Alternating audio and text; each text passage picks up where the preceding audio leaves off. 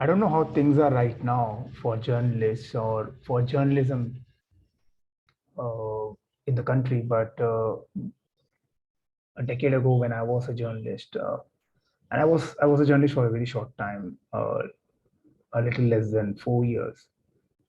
But back then, I realized that as a journalist, you'll have a lot of stories to share.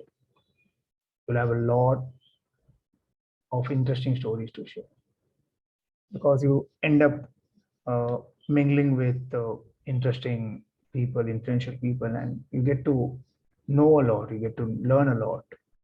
So my very short stint as a journalist, uh, enabled me to have many stories. Uh, and since I was in entertainment, I was fortunate enough to cover cinema, music, theater, literature. I was not reviewing books, but I was practically chasing writers.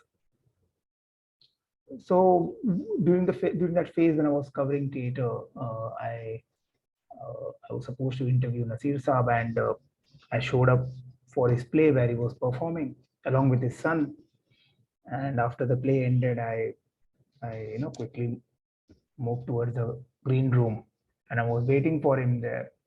Uh, so I was waiting, and after a while, the door opens, and Nasir Saab walks out, and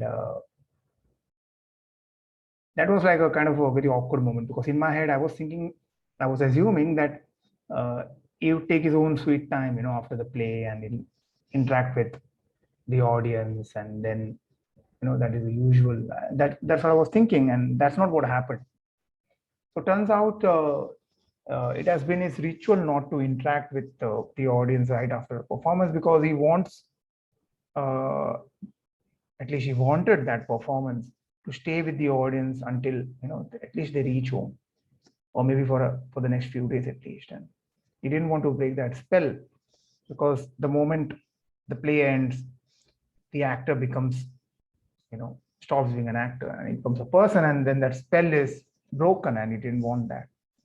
So he was very keen on avoiding interaction. And I found that very interesting because uh, if you think about it, like what part of a human being is not an actor? Uh, I mean, look at us. Like aren't we constantly parading around like actors, fulfilling our different roles? And obviously, this sounds very Shakespearean because it is Shakespearean. Although I'm pretty sure William Shakespeare was not the first one to find it out. It has been mentioned in many of the scriptures and old texts that human being by design is an actor. Even Socrates said the same thing. So that moment when I realized that me waiting outside is waiting room, and him avoiding the audience because he didn't want to show himself. He wanted to hold on to the act. Now, what is acting? Me being a journalist waiting is an act, or him staying inside avoiding interaction is an act, or acting is what had taken place just few minutes ago, like on the stage. Was that an act?